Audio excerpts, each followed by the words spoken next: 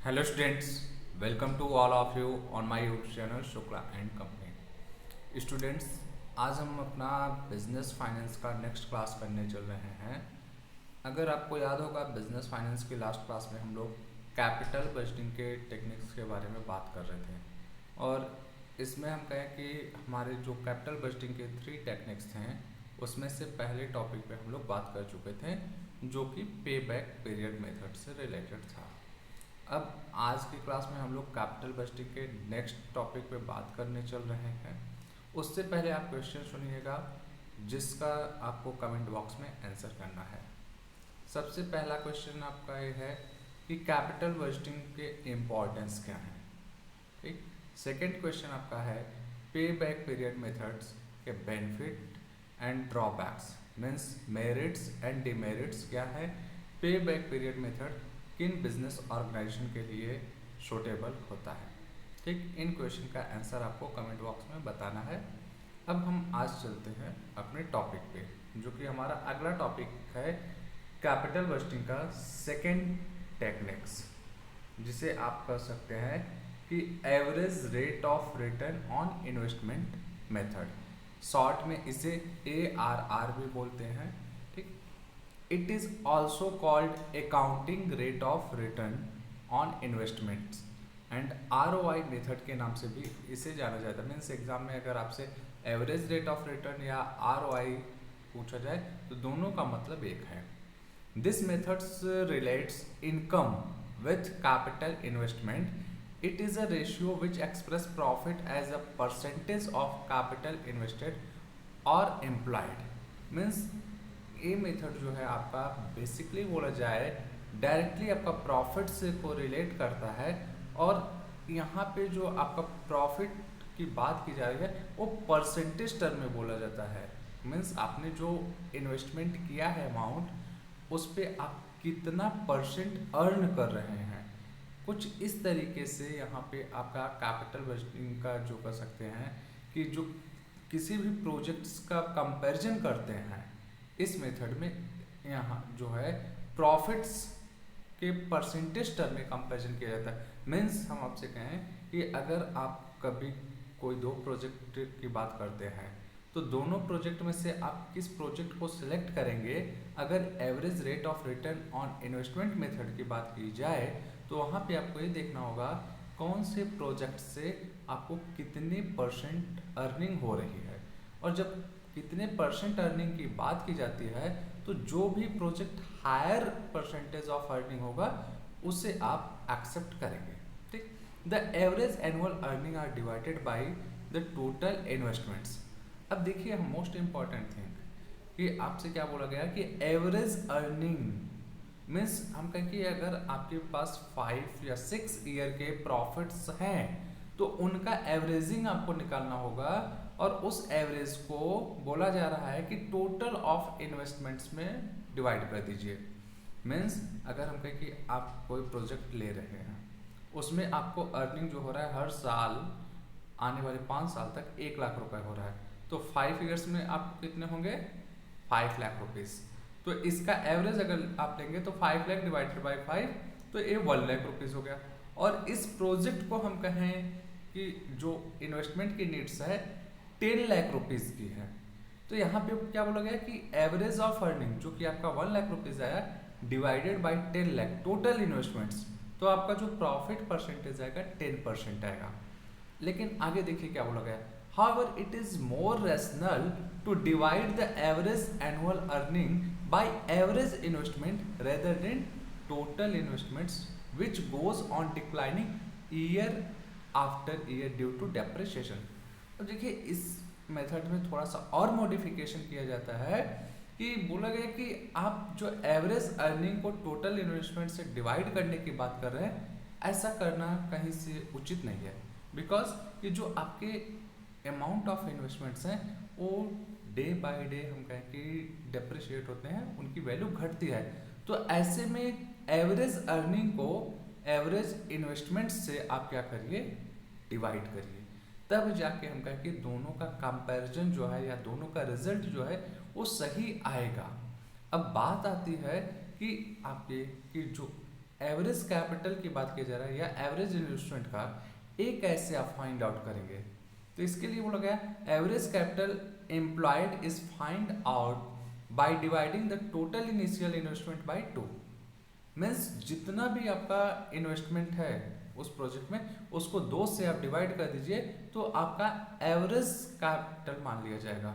ठीक, as for the average annual earning the income of various year is added up and then the total is divided by number of year of the economic life of project or machine। अब यहाँ पे हम कहें कि overall इसको समझने की कोशिश कीजिए। 2 चीज़ें निकल कर आते हैं आपके लिए, एक एवरेज इन्वेस्टमेंट की बात हुई, दूसरी हुई कि एवरेज रिटर्न की। एवरेज रिटर्न की बात की जाए मीन्स जो आपको प्रॉफिट हो रहा है उन सब प्रॉफिट का एवरेज लेने के लिए आपको कुछ नहीं करना है, जितने भी नंबर ऑफ ईयर्स के आपको प्रॉफिट दिए हुए हैं उनको ऐड करिए और डिवाइड किससे करिए कि उस प्रोजेक्ट की लाइफ से। मान लीजिए प्रोजेक्ट आपका 10 साल का है तो टोटल अर्निंग को आप 10 से डिवाइड कर दीजिए तो आपको एवरेज अर्निंग आ जाएगी।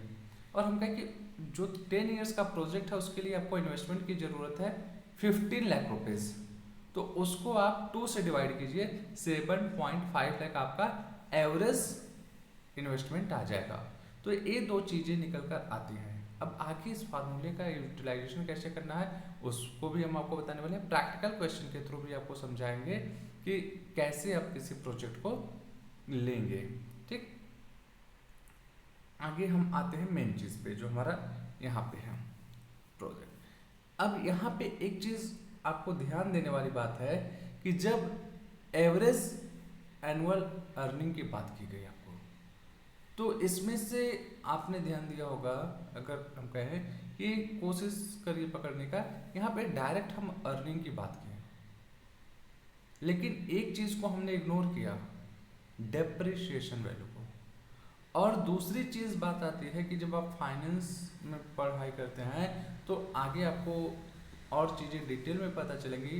हम कहें अकाउंटिंग में हम लोग का जो प्रॉफिट होता है हम लोग केवल नेट प्रॉफिट या ग्रॉस प्रॉफिट को ही जानते हैं, लेकिन एज ए फाइनेंस स्टूडेंट जब आप प्रॉफिट की बात करते हैं तो यहाँ पे प्रॉफिट के डिफरेंट लेवल्स होते हैं और उन डिफरेंट लेवल्स ऑफ प्रॉफिट को कंपैरिजन करने के लिए हम कहें कि डिफरेंट लेवल ऑफ कैपिटल भी आपकी होती है। मीन्स कि मैचिंग कॉन्सेप्ट का यहाँ पे आपको ध्यान देना पड़ता है कि अगर प्रॉफिट का कंपैरिजन कर रहे हैं तो किस लेवल ऑफ प्रॉफिट्स को किस अमाउंट ऑफ कैपिटल से कंपैरिजन किया जाएगा वो आपको पता होना चाहिए। अगर बात करें यहाँ पे हम फाइनेंस में प्रॉफिट्स की, तो average annual income accruing from an investment has many level और layers such as earning before interest and tax. वो प्रॉफिट जिसमें हम कहें कि आपका अभी इंटरेस्ट मीन्स जो हम कहें कि लोन वगैरह अगर आप कुछ लिए हैं या डिवेंचर्स आपके पास है तो उनका इंटरेस्ट आपने नहीं पे किया और आपने उस पर टैक्स भी नहीं दिया है, उस प्रॉफिट की बात कर रहा है, तो इसे बोला जाता है EBIT, अर्निंग बिफोर टैक्स। चलिए आपने क्या किया, इंटरेस्ट पे कर दिया लेकिन अभी टैक्स नहीं पे किया, तो ऐसे प्रॉफिट को बोला जाता है EBT। फिर अर्निंग आफ्टर टैक्स, अगर हम कहें कि आपने जो प्रॉफिट अर्न किया उसमें से इंटरेस्ट पे कर दिया, उसमें से टैक्स अमाउंट भी पे कर दिया, उसके बाद जो आपके पास बचा तो उसे बोला जाता है EAT means earning after tax. और फिर बात की जाती है अर्निंग पर शेयर, जो ये प्रॉफिट आपका बचता है इंटरेस्ट एंड टैक्स देने के बाद, अगर इसी को हम कहें कि नंबर ऑफ शेयर से डिवाइड कर दिया जाए तो आपका आ जाता है EPS means earning per share and dividend per share DPS। कि आपको पता होगा कि जो टोटल डिविडेंड होता है अगर उसको हम नंबर ऑफ शेयर से डिवाइड कर दें तो हमारा आ जाता है DPS। तो अब आगे आपसे क्या बोला जाता है, on the other hand total investment में also have many effects such as gross capital employed, net capital employed.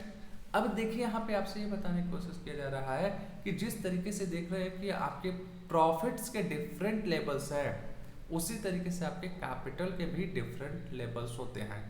तो जो आपके प्रॉफिट के लेवल्स हैं उसी के अकॉर्डिंग आपको कैपिटल भी ध्यान में देना होगा। कि अगर आप हम कहें कि टोटल प्रॉफिट्स ले रहे हैं तो आप उस टाइम पे टोटल कैपिटल लीजिए, मीन्स कंपैरिजन दोनों का सेम होना चाहिए। ठीक, तो अब यहाँ पे बात किया जाता है कि जब हम अपने एवरेज प्रॉफिट को लेते हैं तो उसमें से हमें डेप्रिसिएशन को भी कंसीडर करना पड़ेगा, अदरवाइज हमारा जो एवरेज रिटर्न है वो सही नहीं रहेगा।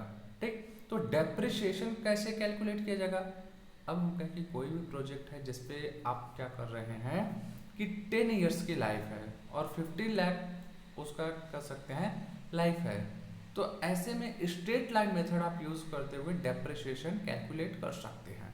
ठीक, स्ट्रेट लाइन मेथड आपका सीधा सीधा बोलता है कि amount of assets minus scrap value divided by useful life. ठीक, तो अब हम देखते हैं यहाँ पे हमारा जो फार्मूला क्या बनता है रिटर्न ऑन इन्वेस्टमेंट का, OS minus NI upon N। NI यहाँ देखिए क्या है, OS आई थिंक आप लोग को पहले से याद होगा, ऑपरेटिंग सेविंग मीन्स रिटर्न की बात कर रहा है, और यहाँ पे NI क्या है, नेट इन्वेस्टमेंट, और N जो है स्मॉल n जो है वो नंबर ऑफ लाइफ या प्रोजेक्ट्स की लाइफ की बात कर रहा है, नंबर ऑफ ईयर्स कर सकते हैं या प्रोजेक्ट्स ईयर, तो जिससे हम कहें कि आप डेप्रिसिएशन कैलकुलेट कर सकते हैं। ठीक, and divided by NI upon 2, it means average capital की बात कर रहा है कि टोटल जो आपने इन्वेस्टमेंट किया उसको अगर 2 से डिवाइड कर देंगे तो ये एवरेज कैपिटल आपका आ जाएगा, एंड मल्टीप्लाइड बाय 100, बिकॉज हमारा जो यहाँ पे बात किया जा रहा है वो प्रॉफिट परसेंटेज के टर्म में बात किया जा रहा है, इसलिए 100 का मल्टीप्लाई किया जा रहा है। ठीक, अगर हम कहें कि इस फॉर्मूले का मेन कंक्लूजन क्या निकल कर आपके सामने आ रहा है, तो ये आप कह सकते हैं कि average return minus depreciation divided by average capital employed, means total capital divided by 2, and उसमें आप मल्टीप्लाई करेंगे 100 का तो आपका परसेंटेज टर्म में आंसर आ जाएगा। ठीक, अब बढ़ते हैं आगे। अब देखिए कि इस मेथड्स का आपका मेरिट्स क्या है। It is simple method to understand and also easy to calculate, आसान है और यहाँ पे कैलकुलेशन का भी बहुत ज़्यादा दिक्कत नहीं है। आपको साफ साफ बोला गया कि एवरेज इनकम ले लीजिए, डेप्रिसिएशन माइनस कीजिए और एवरेज कैपिटल लीजिए, जो कि आपका एकदम इजी है कि टोटल कैपिटल डिवाइडेड बाय 2, और इसको सॉल्व कर लेंगे तो आपको परसेंटेज टर्म में रिटर्न पता चल जाएगा। This method can be considered somewhat superior to payback method because of the fact that it measures the profitability of capital investment proposal। अब देखिए यहाँ पे पे बैक पीरियड मेथड से अगर कंपैरिजन किया जाए तो पे बैक सिर्फ और सिर्फ इस पे फोकस था कि कितने ईयर्स में हमारा जो अमाउंट इन्वेस्ट कर रहे हैं वो वापस मिल जाएगा, लेकिन यहाँ पे प्रॉफिटेबिलिटी पे भी फोकस किया गया है। फिर and other point in its favor is that it taken into consideration provisions for depreciation। यहाँ पे एक चीज और आपको देखने को मिल रहा है कि डेप्रिसिएशन के पॉइंट को भी ध्यान में रख रहा है। ठीक, moreover net earning during the entire economic life span the assets are given due to consideration. देखिए कि यहाँ पे दूसरी चीज जो कही है कि ओवरऑल जो अर्निंग हो रहा है पूरे प्रोजेक्ट्स की लाइफ के दौरान उसको ध्यान में रखा जा रहा है। लेकिन अब इसके अगर हम कहें कि ड्रॉबैक्स पे चला जाए कि काफ़ी कुछ ड्रॉबैक्स इसके आपके पे बैक पीरियड मेथड से मिलते जुलते हैं। सबसे पहला चीज़ जो आप कर सकते हैं कि ये क्या कर रहा है, आपका टाइम वैल्यू ऑफ मनी को इग्नोर कर रहा है, जो कि हम कहें कि पे बैक पीरियड मेथड में भी आपके ये चीज अप्लाई हुए हैं। ठीक, and subsequent next the interest और discount factor in fact relevant which is justified taking account the present value of future cash flow after discounting them at an appropriate rate of return। Secondly, this method is a bit confusing due to different level और facts of profit as well as of investment. अब देखिए दूसरा हमका कि आपके mind में ये भी कंफ्यूजन आ सकता है कि सर कब किस लेवल ऑफ प्रॉफिट को किस लेवल ऑफ कैपिटल से कंपैरिजन किया जाए। नॉर्मली हम कहें कि एक कॉमन स्टूडेंट के लिए एक कंफ्यूजिंग फैक्टर हो जाता है, तो ये भी इसका ड्रॉबैक है कि ये थोड़ा टेक्निकल चीज़ है कि मीन्स किस टाइम पे हम किस प्रोजेक्ट पे कौन से अर्निंग को लेंगे और उसके लिए हम कौन से हमारा जो रहे कि कैपिटल की बात की गई है उसे लें कि ताकि हमारा जो कंपैरिजन हो इक्वलाइज हो, कि जहाँ पे हमें कंफ्यूजन ना हो। ठीक, ओके। अब आगे चलते हैं, हम आपको प्रैक्टिकल क्वेश्चन के थ्रू समझाने की कोशिश करते हैं कि ये मेथड्स कैसे आप यूज करते हैं। Two projects A and B are for consideration before the management Gupta limited, the particular availables are as follows. देखिए यहाँ पे बात आती है कि दो प्रोजेक्ट हैं, एक प्रोजेक्ट ए है दूसरा प्रोजेक्ट बी, जिसे कि मैनेजमेंट के सामने रखा जाता है कि इसमें से कौन सा प्रोजेक्ट चूज करना है उन्हें, और वो भी रिटर्न ऑन इन्वेस्टमेंट मेथड के बेसिस पे। अब इंफॉर्मेशन देखिए आपको क्या दिया गया, कॉस्ट, प्रोजेक्ट की कॉस्ट दिया जा रहा है। प्रोजेक्ट ए भी 50,000 का है एंड प्रोजेक्ट बी 50,000। मीन्स यहाँ पे जो इन्वेस्टमेंट करना होगा प्रोजेक्ट ए में किया जाए या प्रोजेक्ट बी में, दोनों में 50,000 लगाना है। इकोनॉमिक लाइफ मीन्स इसकी लाइफ बताई जा रही है प्रोजेक्ट की। अगर प्रोजेक्ट ए की लाइफ की बात की जाए 8 ईयर्स है, प्रोजेक्ट बी की बात की जाए 12 ईयर्स है। अब यहाँ पे आपको अर्निंग की बात दी जाती है, year 1, year 2, year 3, year 4, 5 and 6। अगर प्रोजेक्ट ए की बात की जाए 25,000, 20,000, 15 एंड 5,000 ये अर्निंग है प्रोजेक्ट ए की। वहीं प्रोजेक्ट बी की बात की जाए 5,000, 10,000, 15,000, 20, 25, 30 ये प्रोजेक्ट बी की अर्निंग है। ठीक, अब आगे आपसे पूछा गया which project should be preferred use unadjusted return on investment method. Means ROI method के थ्रू आप कौन से प्रोजेक्ट को प्रेफर करेंगे, मीन्स कौन सा प्रोजेक्ट आप बेटर मानते हैं। तो अब ROI प्रोजेक्ट हमारा क्या बोला है कि हमें एवरेज रिटर्न लेना है और उसमें से माइनस करना है डेप्रिसिएशन, डिवाइड कर देना है एवरेज कैपिटल एम्प्लॉयड से। तो देखते हैं project A and project B बात की जाए। अगर प्रोजेक्ट ए की टोटल अर्निंग आप निकालेंगे तो सबको आप ऐड कर सकते हैं 25, 20, 15 एंड 5,000 को, जो आपका आएगा ₹65,000। एंड प्रोजेक्ट बी की टोटल अर्निंग आप ऐड कर लीजिए, वो आएगा 1,05,000। दोनों प्रोजेक्ट की लाइफ दिया गया है आपको 8 ईयर्स एंड 12 ईयर्स।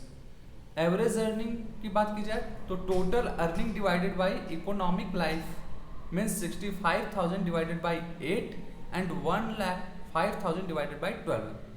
तो आपको एवरेज अर्निंग मिल जाएगा प्रोजेक्ट ए का 8,125 रुपीज़ एंड प्रोजेक्ट बी की बात की जाए तो 8,750 रुपीज़।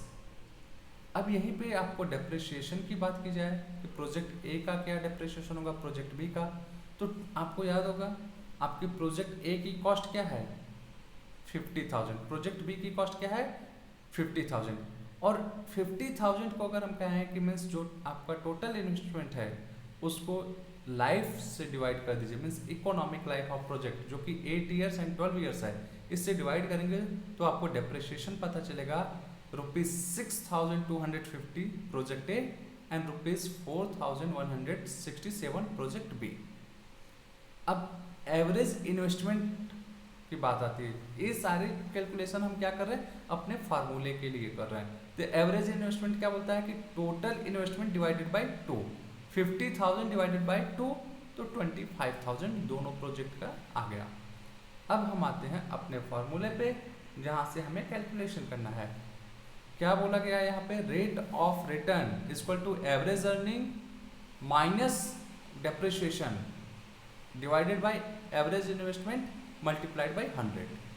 अब प्रोजेक्ट ए की अगर आप बात करेंगे तो आपका जो एवरेज अर्निंग रहा है 8,125 रुपीज़ -62250 मीन 6250 रुपीज़ आपका डेप्रिसिएशन डिवाइडेड बाई 25,000 जो कि एवरेज इन्वेस्टमेंट मल्टीप्लाइड बाई 100। इसको सॉल्व आप करेंगे तो 7.5% आपका आंसर आएगा प्रोजेक्ट ए के लिए। इसी तरीके से आप प्रोजेक्ट बी का कैलकुलेशन कर सकते हैं। 8,750 minus 4167 means 4,167 divide by 25,000 multiplied by 100 और इसे सॉल्व करेंगे तो आपका आंसर आएगा 18.33%। अब देखिए प्रोजेक्ट ए से आपको 7.5% रिटर्न मिलेगा, प्रोजेक्ट बी से आपको 18.33% का रिटर्न मिलेगा। तो ऐसे में आप चूज कर सकते हैं कि कौन सा प्रोजेक्ट आपके लिए बेनिफिशियल है। और जाहिर सी बात है कि प्रोजेक्ट बी आपको मोर रिटर्न दे रहा है, हायर रेट ऑफ रिटर्न है, तो ऐसे में क्या होगा कि इसी को चूज किया जाएगा। तो ये है आपका कैपिटल बजटिंग का सेकेंड टेक्निक। आई होप आपको इससे समझ में आया होगा। अगर कहीं पे कोई कंफ्यूजन होगा तो आप पूछ सकते हैं। Okay, thank you everyone.